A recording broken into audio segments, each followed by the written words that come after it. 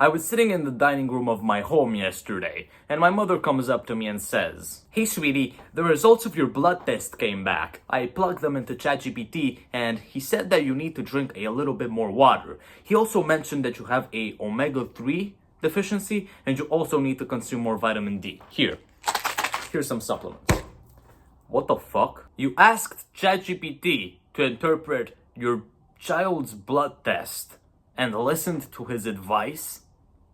Touché. Because quite honestly, I trust ChatGPT with way more private information and deeper reflections. You might have noticed this trend on Instagram and TikTok. Banned ChatGPT prompts that will make you a billionaire in 2 seconds, get you girls, muscle, revolutionize your life, make you 100 times better, get you into the 0.00001% of men. And most of the time they're either extremely misleading, cringy, or straight up misogynistic. But, and I'm ashamed to admit this, I found this prompt that was semi-decent. ChatGPT, based on all of our previous conversations, roast me as hard as possible. Just pure brutality. And it did its job. It did it quite well, actually.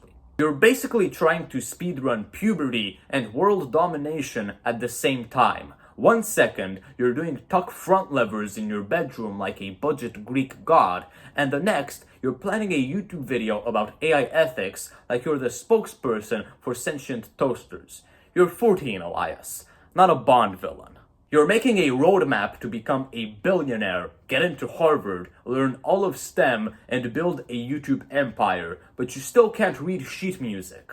Mozart's Turkish March? More like TikTok Turkish Struggle. Shit, that one's tough. Also, 840 watch hours and you want 4,000 by September? That's cute. You think consistency will carry you, but you're out here treating your YouTube like it's Tamagotchi. Forget uploading daily. You need divine intervention and probably a shout out from Mr. Beast's dog. Now go lift a dictionary or something. You've got dreams to inflate. Now that's pretty funny and a pretty cool little hit to my ego. But next I did something I kind of regret. You see, ChatGPT asked if I want a motivational roast next, because it always asks dumb shit like that. And I thought to myself, no. I want to make it less hilarious. Make it less hilarious, ChatGPT. And it did its job. It did its job quite well. Got it. Here's a colder, more surgical roast.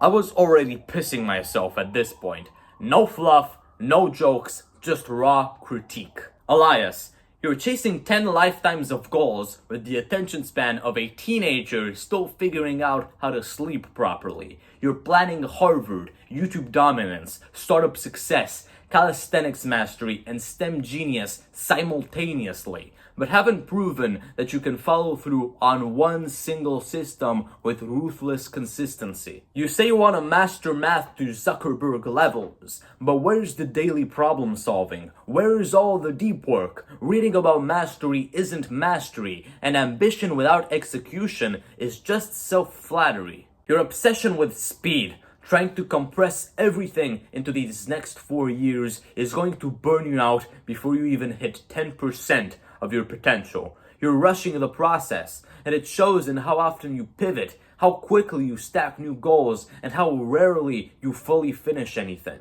You want to be taken seriously, but your actual foundation isn't built yet. You rely too much on vision, not enough on proof.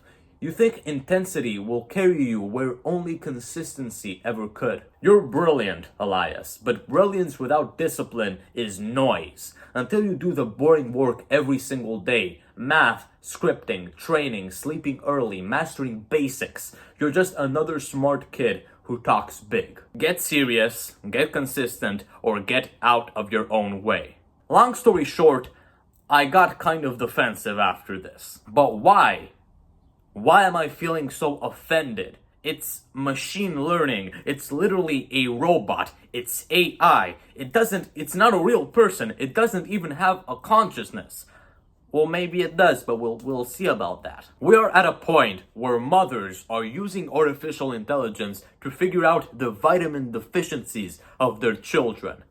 And those very same children are willingly getting bullied by AI in service of their own self-improvement. Imagine saying that to a 100-year-old, somebody born in 1925, a 100-year-old that isn't completely senile and can understand the basic grammar and linking devices of your sentence. We're talking about AI as if it's a primitive, basic thing that is still really underdeveloped, as if we're the ones controlling it.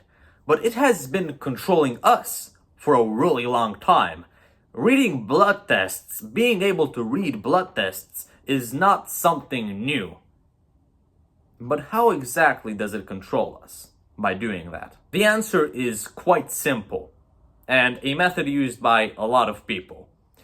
Through advice. How do you think people like Andrew Tate or Hamza ended up controlling most of male youth by just speaking, up until people realized that they were full of shit? They gave structured, deeply personal, and convincing advice, sometimes radical, although that's not the case with ChatGPT.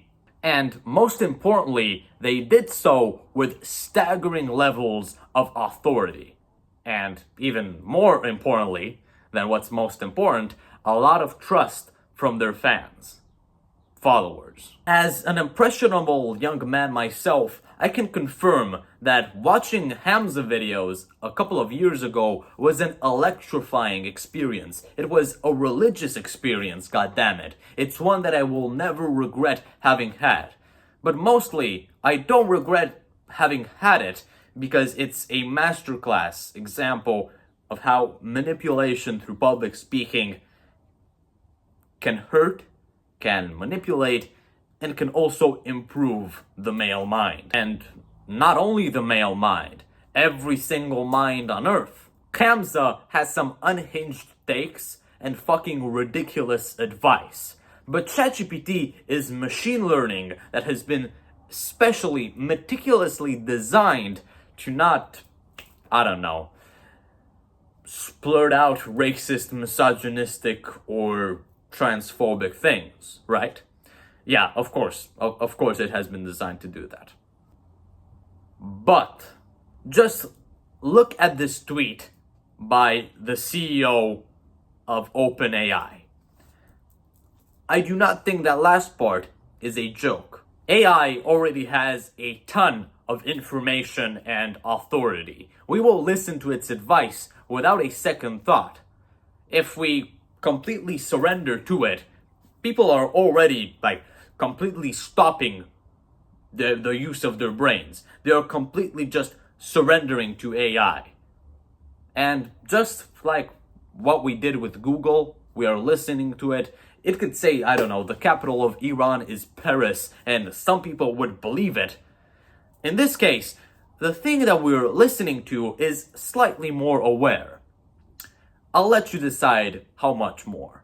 I hope you enjoyed this video. Go watch my previous video on AI ethics. It's one of my best, if not my best video on this channel from the hundreds that I've posted.